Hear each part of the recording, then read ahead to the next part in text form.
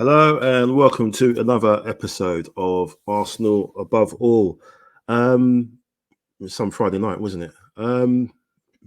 It's Saturday now and we're probably still going over it. I woke up a few times in the middle of the night, I'll admit, wondering what was happening and did it really happen? But it did.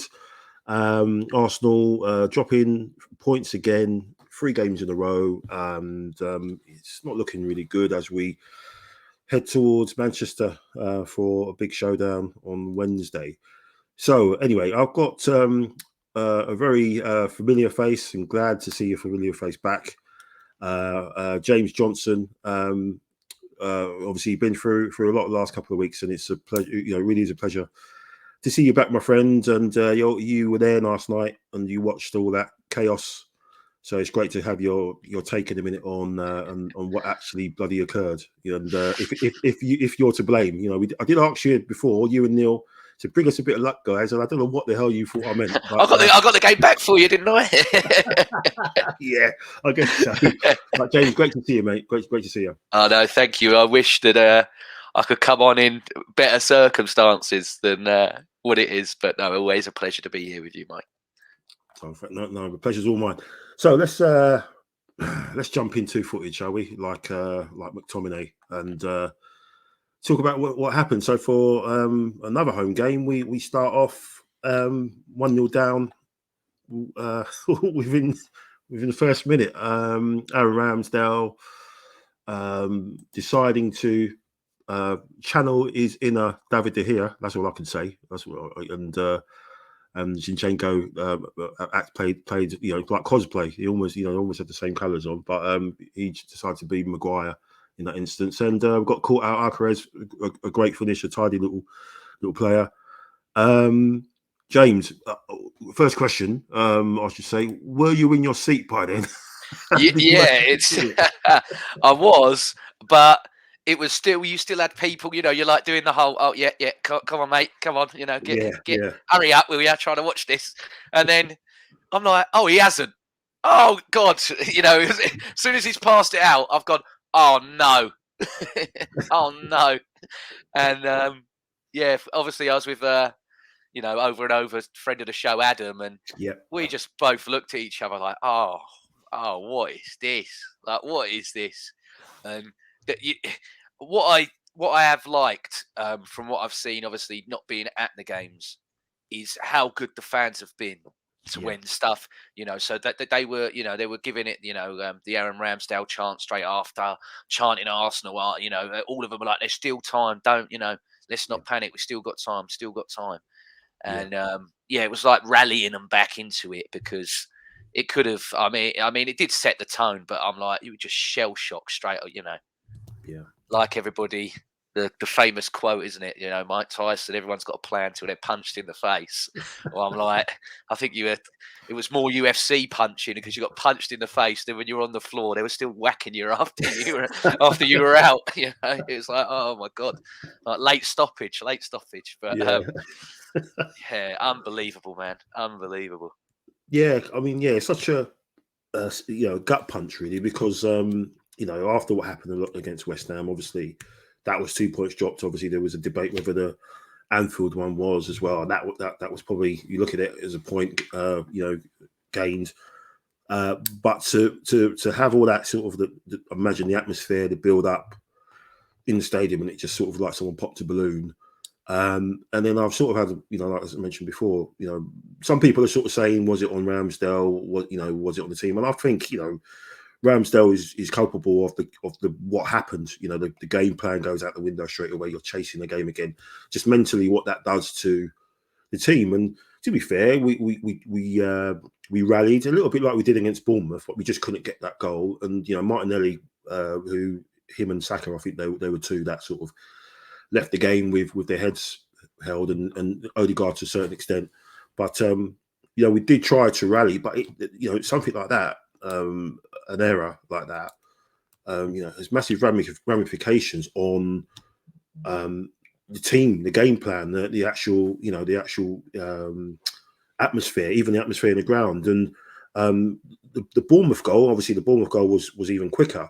But that was more that wasn't an individual error. That wasn't someone doing something really what they should have done. That was just they had a couple of lucky breaks where the ball broke to them, and even when the cross came in, again a couple of deflections for their way, and Billing scored.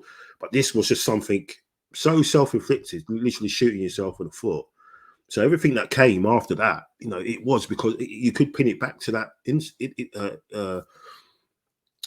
that error, that incident, and I know this is obviously just the beauty of this thing. Everyone's got different opinions. That then they'll say Ramsdale wasn't to blame for us seeing the second goal, but I just think if he doesn't make that mistake and we build into the game with how we've been set up, I think we win that. Conceding a goal, I think we concede the goal because that's all we seem to do at home at these days. We concede anyway, but we outscore. But yeah, touching on that, James, the second goal and the performances as well of a couple of individuals, namely Zinchenko, because obviously there was a lot of stuff about his reaction when the second goal went in. And, Gary Neville was on there sort of almost bemused to see what he was trying to do. He's trying to get people together and to have a chat, and people just seem disinterested. And there's certain times where you do stuff like that and it does look a bit, school teacher. It's a bit embarrassing, he's like, I'm sure you remember when Phil Brown did that to the whole players one time, and he gave his team talk and they were getting battered. I can't remember what the score was, but I think they were 4-0, something like that down at half time.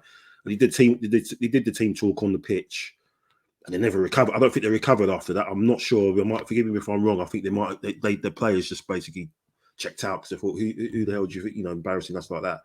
And that's sort of what it felt like. It was a bit cringe. But I mean, you would have been there. You would have been seeing that. But when we go 2-0 down again, it's sloppy play, Partey and Odegaard in the middle. What was your thoughts then when that happened, and just those numbers of people that out of position, and obviously Walcott being on the right hand side, just being free. It was like watching Walcott back in there. How many times we've seen him do that? But what was your take on that mess? Yeah, again, it was just like you've just said it. I can't believe at the moment it's just the gifts, the gifts of the gut.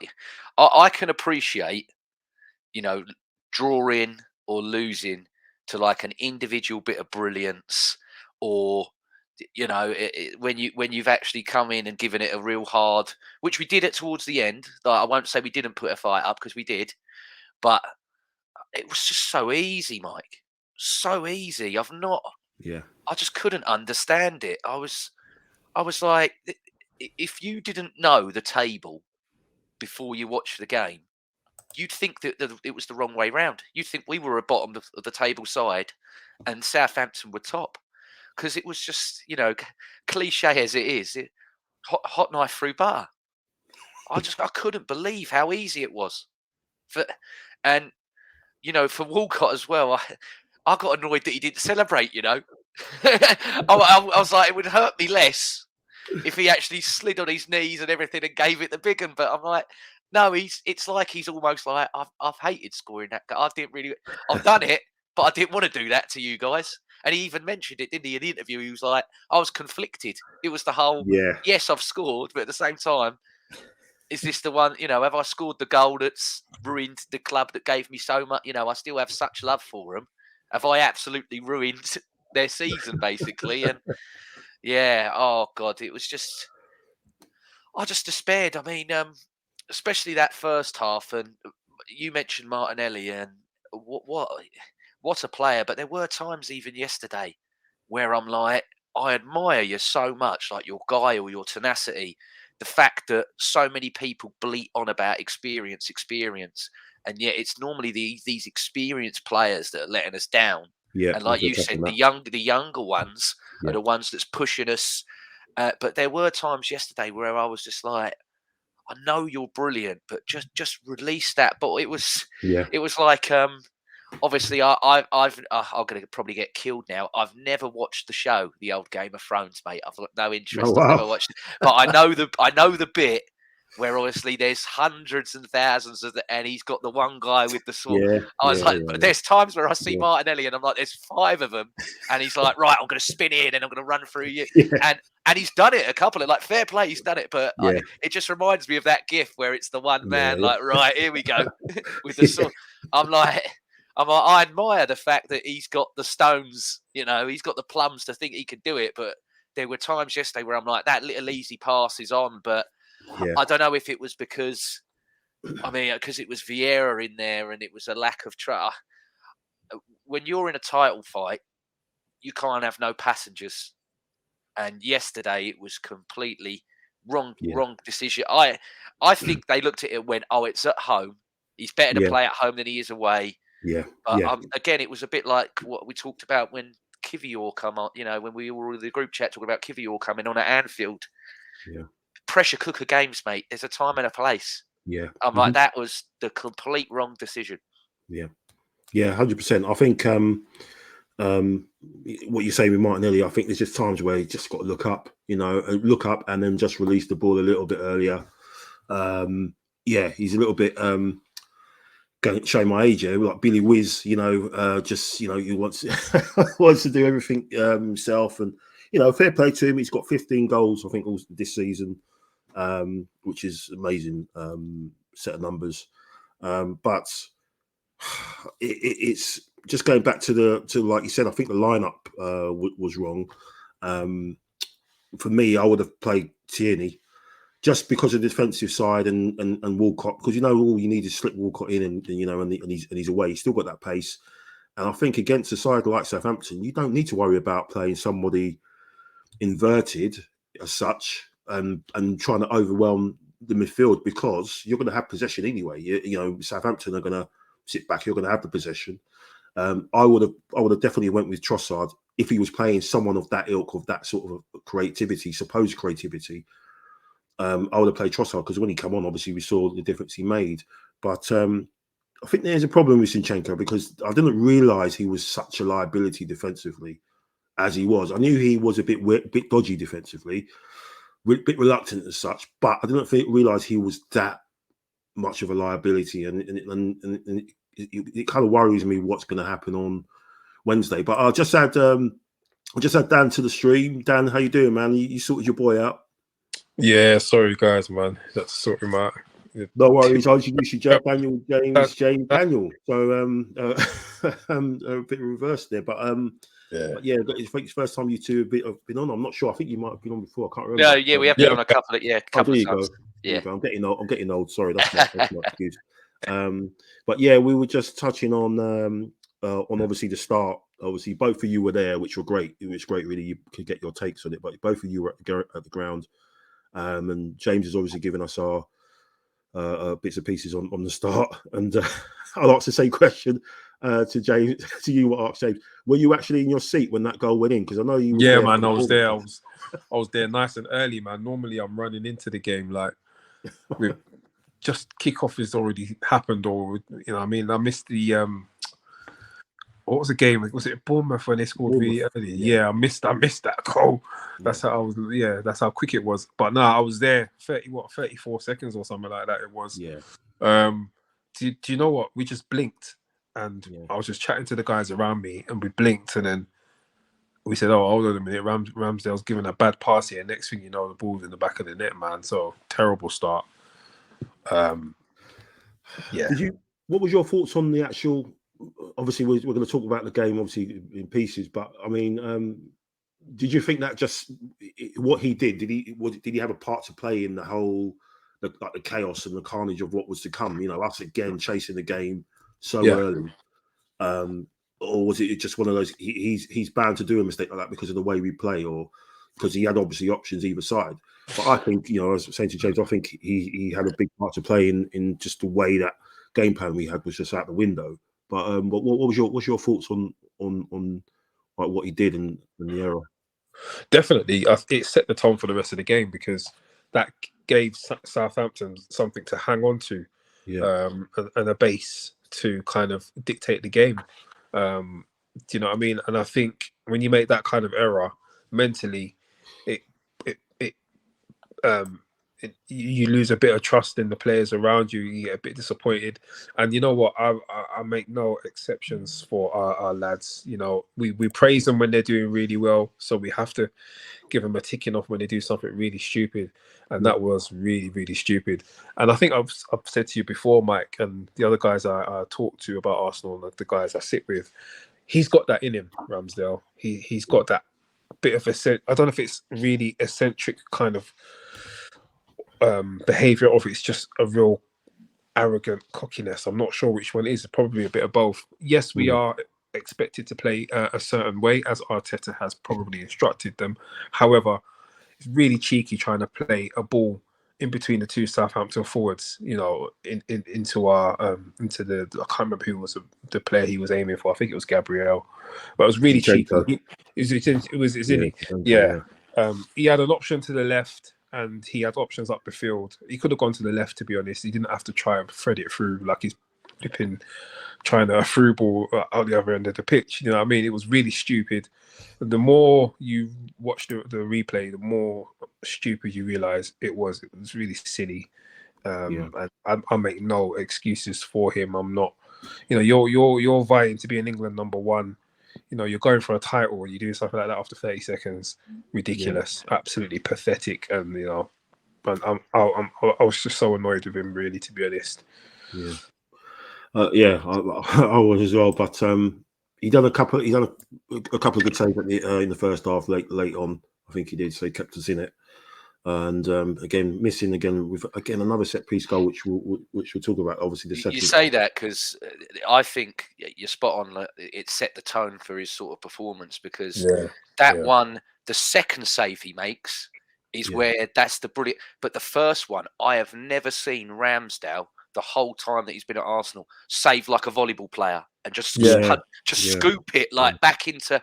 And I'm like, your head. I'm like, you're rattled. You are rattled here, son. Like, he was rattled.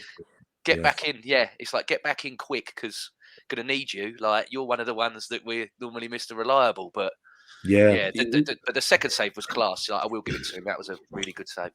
Yeah, I mean, I think it's funny. Henri said on, you know, he does the Euro for the Champions League shows with Carragher and Michael Richards, and he said something about them being don't get too emotional. And we have got a couple of players that are very emotional. Obviously, Zinchenko, Jesus, Ramsdale. You know, these guys let it really get under their skin a little bit, and you see the body language of Ramsdale. And there's one where I think they had a break, and Arteta called Ramsdale over. He's giving him a hug like that, and you can see his head. You look at his eyes. His eyes are, you know, and that's a bit of a worry for me a little bit, because obviously we've got bigger tests to come. We've got a big one on Wednesday. We've got another big one after that against Chelsea. They're going to want to come down and put on a show, because they've got nothing to play for. They don't want us winning the league, so they're going to, where they're going to step up. Newcastle away as well. So we've got a lot of big tests to come. So we need to sort that out. But talking about emotions and everything and stepping up, Arteta, James, this is obviously, you know, 3 games in a row we dropped points. And you know, we said earlier, Dan, that the lineup, we don't think got the lineup right.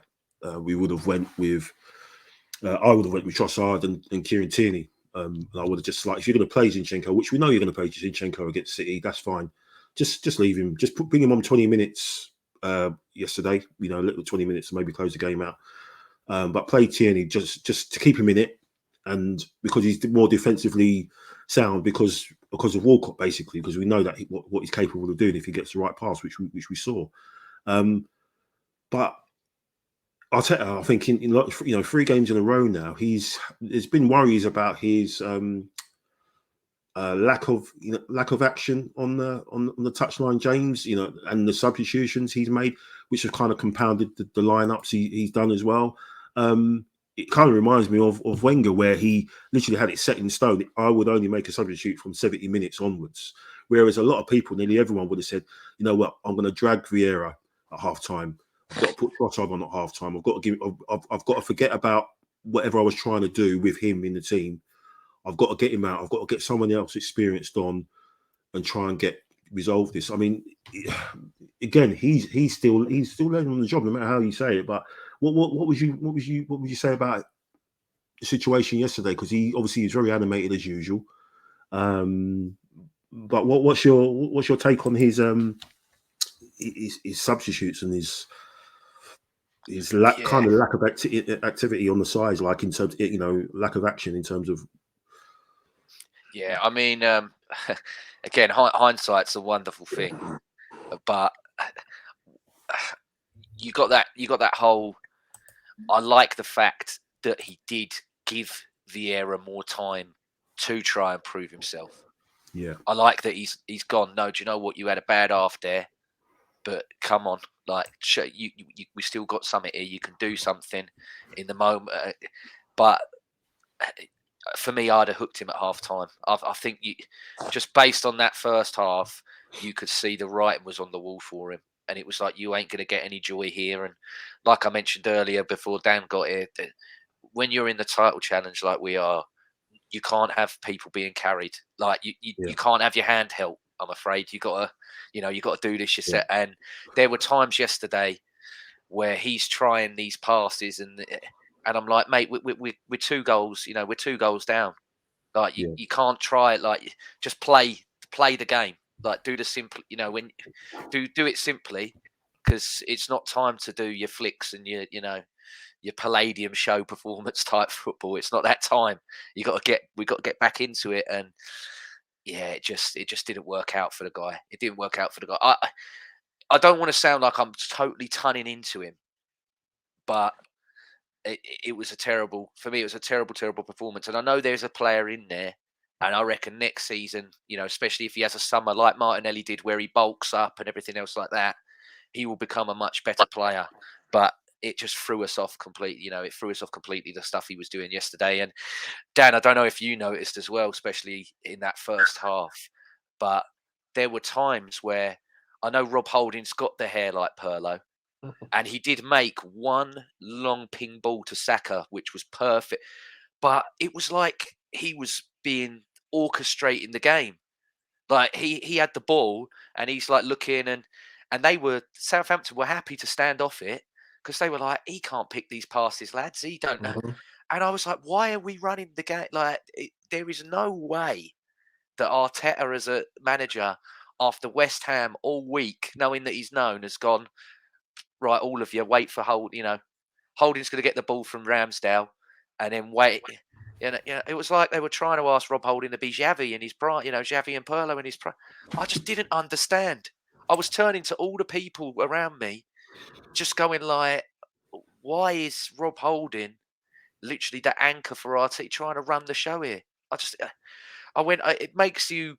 Because he was getting the passes wrong, and then everyone's like, "Oh, Holding it," and I'm like, "This isn't his. It's not his fault."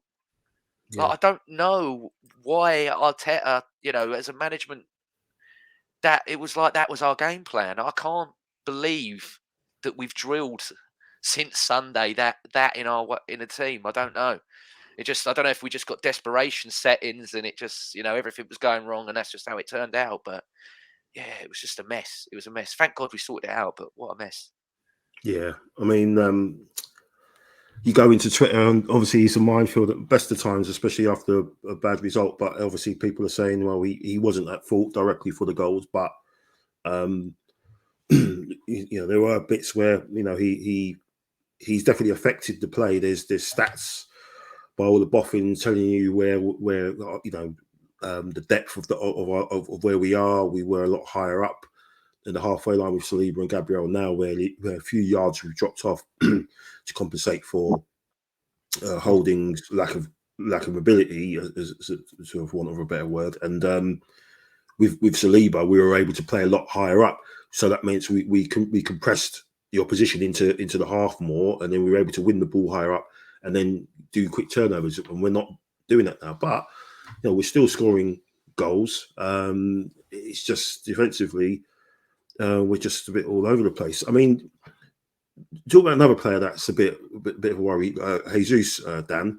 Again, I think that's probably one of the worrying games that he's had since he's been there. The chance which he missed against, which Martinelli put on the plate for him, that was a shocking finish. That was really in the second half.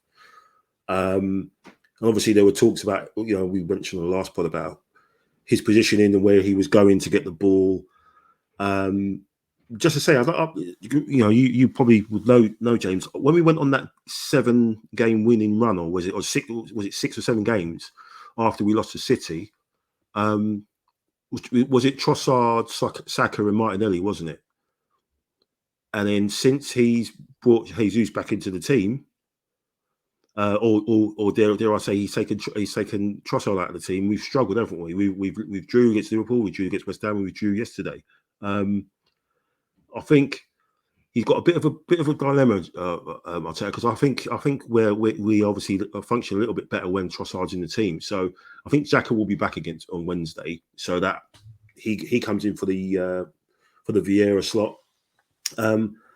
But I don't know. It's a strange one. I mean, he's scored a couple of goals, obviously, since his comeback. But I feel a bit for Trossard, because I think he's that good. He hasn't done anything to come out of the team, really, or to be starting on the bench.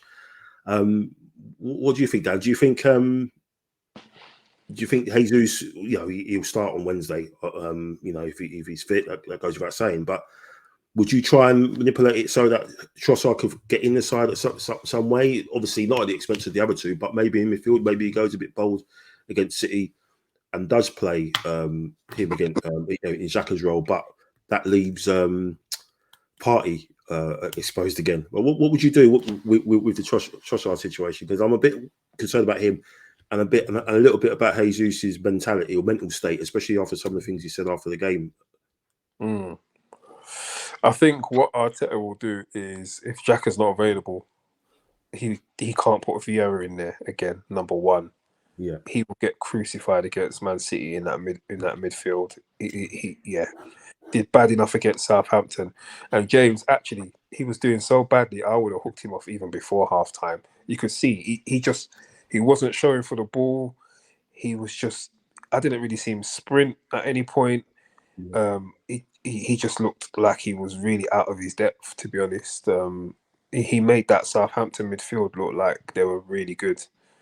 He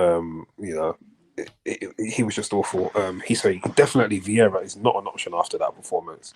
I would probably, in all honesty, if it was me, I'd probably go with the safe option and go with Jorginho in there, to be honest, and keep the front three, Jesus, Martinelli and Saka. But what I would do is, again, bring Trossard on with a decent amount of time to go, like 25, 30 minutes.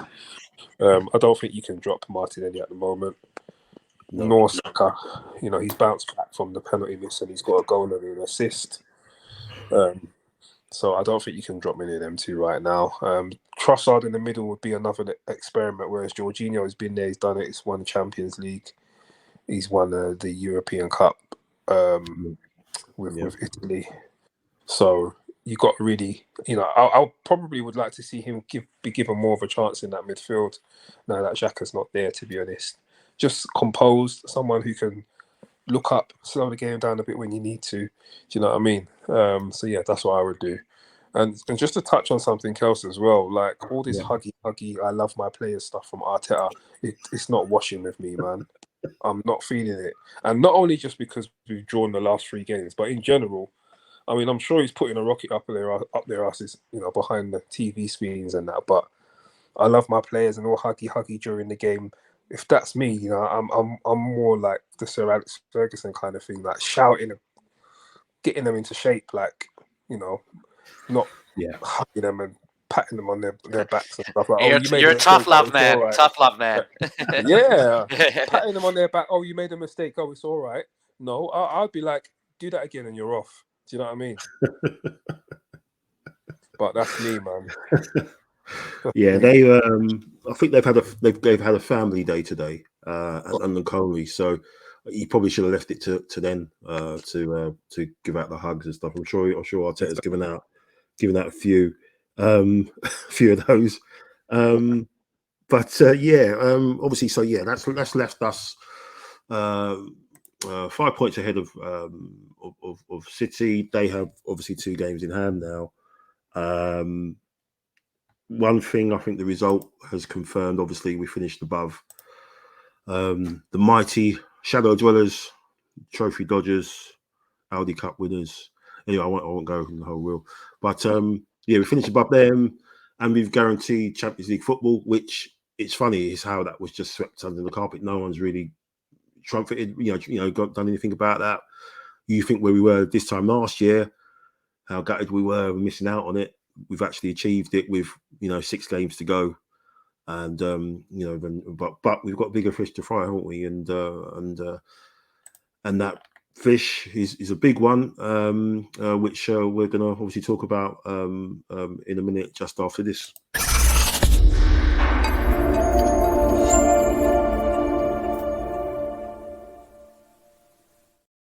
So we go to the Etihad, and obviously City won 3-0 today in the FA Cup semi-final, so they've reached the final of that. I think Mahrez's hat-trick. The T1000 didn't score today, so he's obviously saving it up for Wednesday, so that's great. But James, in the WhatsApp chat, we were talking about, me and Jack were talking about obviously what you would like to see happen and what you think is going to happen in terms of lineup. As I mentioned before, I think it's going to be Xhaka coming in for Vieira.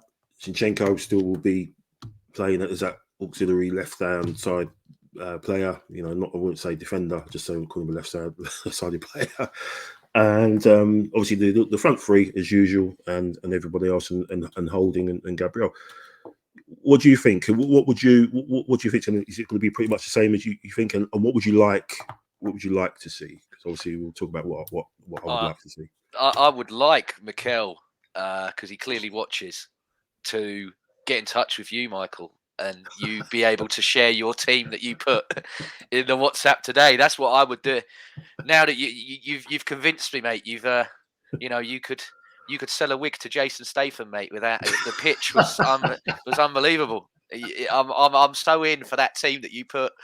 I think if you go there with that, you could at least get a draw, because again, this team makes so much history. We're the second club in a row to be all or nothing in our 2 seasons, aren't we? Because that is literally, it is all or nothing on Wednesday now. Season 2, yeah. We did say if you made it a yearly series, you'd have views. It'd be the most watched thing, wouldn't it? Because this club, man, is. I've got way too much grey hair for someone that's 31 years of age. I tell you, and I think I aged 10 years in 10 minutes yesterday watching that. But still, no, I would do the system that you said earlier, but I know what Arteta is going to do. And Arteta's whole thing is, I've got to beat that man the same way that he does it. I've got to go man for man like what he does, and I've got to beat him at his game. Yeah. Because as much as people go, every football manager is arrogant. Yeah. And they get arrogant to the point it costs them sometimes. And we saw that last season. We've seen it with Pep. He went very arrogant against Chelsea in that final and got schooled by Tuchel. So, but I want, like you said, a 3 at the back, the wing backs, pack the midfield in so you don't let De Bruyne and everybody dictate and literally feed the T1000. Yeah. But he's gonna do what we've seen all year, and we've just gotta pray to whoever you pray to, or do what you gotta do. I don't know if you got to do some voodoo dolls or something, but whatever it is, we just got to figure it out and get it done before Wednesday, man. Yeah. What do you think, Dan? You think he's gonna go as expected? Xhaka just slotting straight back in and everything as before against Southampton, or and what would you like to see? Unfortunately, I think he's going to go with the same. Well, the standard 11, assuming Xhaka's fit. Before the Southampton game, I was thinking more along the lines of you know, it was being set up in an attacking sense. Sorry, no. Let me rephrase that. Before the Southampton match, which obviously we were hoping we would win, expecting to win. Actually, I was thinking we could get the points against Southampton and then go to City with a more defensive shape of the 4-3-3. So effectively, what I would probably have done is played the 4 at the back and then asked Martinelli and Saka to tuck more into a midfield, and then have Jesus up front, kind of on his own, with maybe Odegaard just slightly ahead of the midfield 5. So the same players, but just a slightly different setup, and just to pack up that middle a bit more. But incidentally, now I think he's going to have to go for it. It's going to have to be the usual 4-3-3. I personally wouldn't play Zinchenko. I'd play Tierney, to be honest. And I hate to say it, but if Zinchenko plays on Wednesday, and I hate to be negative, I'm not normally negative and stuff, but I think Man City will play on him. They know him inside out. They know his defensive frailties. They were much spoken about during his time at City. You know, great going forward, but not so great going the other way, especially running towards his goal. Not great, as we've seen at Arsenal. So yeah, I think if Zinchenko plays, I think we can expect City to really load up on that side. I think you'll see Mahrez absolutely having a field day, if I'm honest. So yeah, I'm very worried about Wednesday. I'm not too hopeful about it, but it is what it is. Yeah, it's Mahrez banging a hat trick today. He's kind of bagging form, obviously. I mean, just to clarify, what I think City have done for the last few games, they've played 3 at the back, and they've played like a 2 in the middle, and then they've played a 4 across that, and then obviously just Haaland up front. And I was just saying we should just match them. And I think if we do that with the players that we've got, I think the team is strong. Is a strong team. It takes Holding out of the team. It would play Ben White as a right-sided centre back. And then probably Gabriel and then Kirior or Gabriel on the left hand side and Kirior in the middle. The reason I put Kirior in there, right, it's from the start. Yes, it's a pressure situation game, but he's a very good passer of the ball from what reports say. He's very good at progressive passes, and he's very quick. He's one of the quickest that we've got apparently. And we saw there's a clip that people showed at Anfield where he's making it back, and I think you're going to need that against Haaland if he gets slipped through. Then in midfield, I would then put Zinchenko in midfield alongside Partey, because then you just take Zinchenko away maybe from just that, that responsibility as much on the left hand side, and then in front of that you would have Martinelli left, Xhaka, Odegaard, and Saka right, with just Jesus up top. So you're almost replicating what they're going to do. And it's just, just winning your battles and then just see what happens. I think if you play that, and he's changed. Remember what he did against City in the FA Cup when he won it. He did in the semi-final. He basically played a completely different way compared to what he's doing now, and he changed things before playing against Pep. So he has swallowed his pride a little bit in that regards, and he's sort of put that aside just to win that game. So because if I'm like you, if we go down there with the team that we think they're going to play, I don't think it's going to be enough. I think they're just going to focus on that our right hand channel between Holding and Ben White, and I think they're just going to try and slip Haaland in all day through there, and obviously Grealish as well against Ben White is going to be a bit of a worry. But then obviously this is where defensively Saka has to be on point, because he does ball watch sometimes, Saka, when defensively, and he's going to have to be on it. But that would be the formation I would play. I would just match them up. And if you wanted to, you could swap Xhaka with Zinchenko and let Zinchenko play a little bit further, because ironically that's his position. That he was an attacking midfielder. So why don't you let him go? Let him up there and give him that problem. They know how technically good he is and everything. We'll give him that responsibility up there rather than the defensive one. And you let Xhaka do that against Partey. So I think there's options. I'd say as well, the thing with your formation, and I'd be, obviously they had the family day today, so I don't know how intense they looked at it, but I would be going to Jesus like, okay, come maybe come into that 10, but do not go any Yeah. further back. You stay. You stay, because as much as Ederson has all the clean sheets in it, when you watch the people that press his first touch, he's got in him like what Ramsdale did last night. Because we've seen in games where he's even played us. If we were a bit more sharper, especially when we went away to him last season, he had that one, didn't he? And Saka just got there, and then it just went a little bit too quick for it. But we would have been 1-0 up because he was he was mucking around. I would be going to Jesus because Pep Guardiola's called him it. He's the best pressing centre forward in the world. Yeah. So I would be going to him. You stay. Do not be coming into that centre midfield. Even there were again last night. There were times where he's at centre back, and I'm like, "You're the striker, mate. Stay up there. Yeah. Stay up there." I love the fact that you can come in and do this work, like you can be this player, but that's not what we need. And I would be going to him like press and Odegaard, Martinelli, and Saka. Press that first touch on them centre halves and that goalkeeper as best you can. Yeah, 100%. 100%. You're spot on. The role, the mission for him would just be to occupy that front three and that press, that press on the keepers as much as you can. Yeah, like you said, drop as deep as a 10 and just leave the rest to everybody else, because the worry is that it's going to be, we were touching it earlier about the emotional state, and I think Jesus and Zinchenko. This means a lot to them, and you just hope that they keep it in check, and they just do their job to be professional and don't try. Mahrez was rattling Zinchenko in the FA. I remember when after the whistle went, didn't he? He was going. It was like he was going for him to square off with him, and it was like, oh, mate, come on. Yeah, but just don't. Yeah, they're going to try and rattle you and stuff like that, and they're going to be, people going to be thinking, obviously, when they came to us, they're just City rejects or whatever.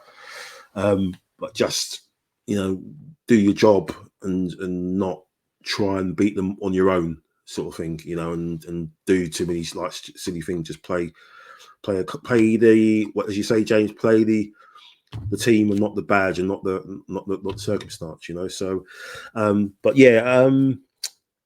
what you obviously, we're hoping that we get out of there with a draw, but that's not going to be enough, is it? Really, in a cold light of day, with the 2 games in hand now, they win the 2 games in hand and they go a point above. But so it's going to be a shootout, which is what you said on the thumbnail. It literally is going to be a shootout. We have to win that out there now to keep.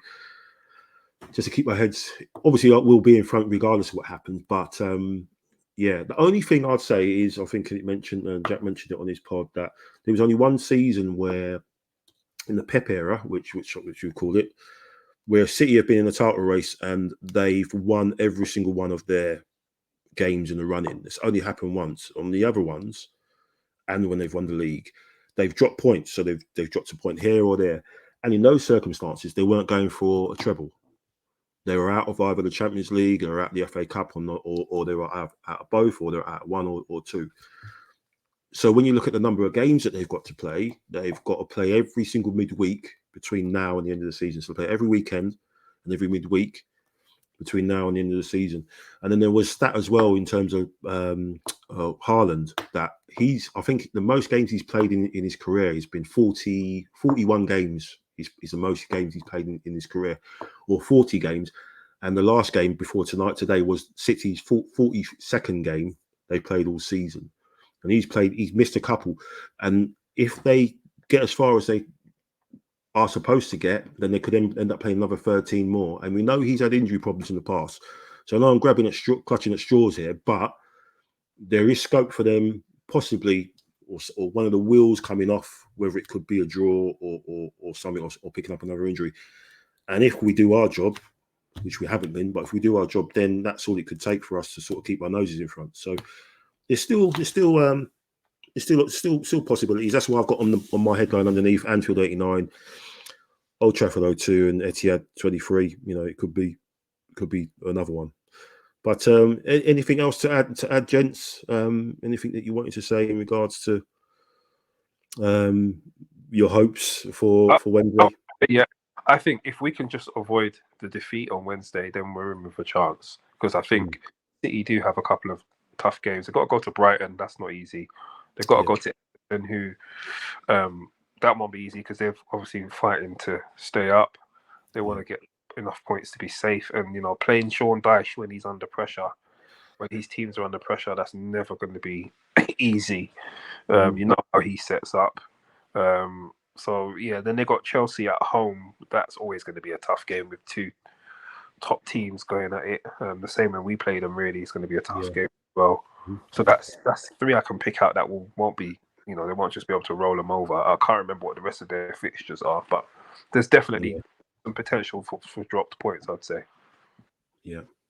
Yeah, no, I agree. Sadly, both of us, apart from really the Chelsea games, everyone we're playing, both of us has got something. You know, they're either fighting to stay in, or they're fighting to get into Europe for the first time, or for the first time in a very long time. Some of them.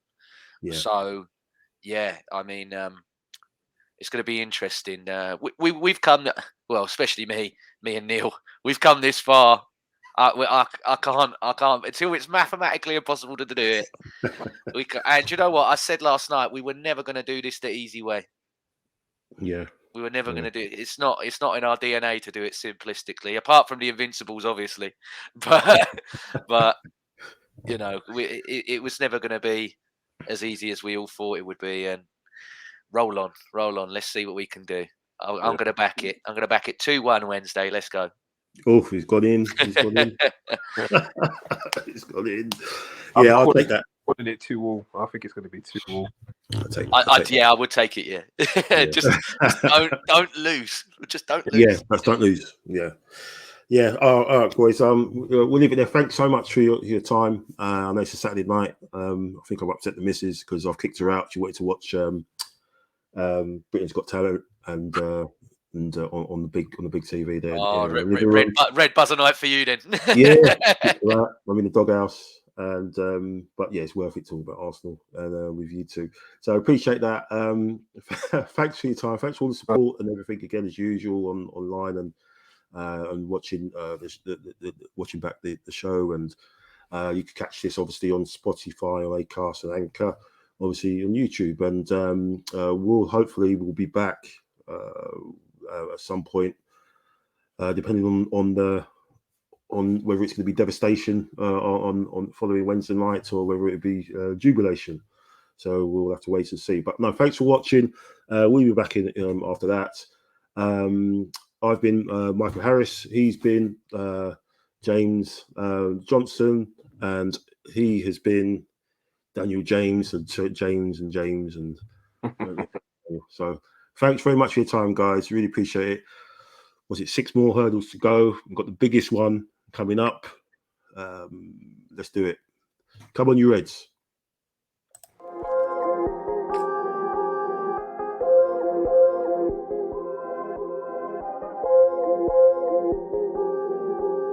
You know who made it.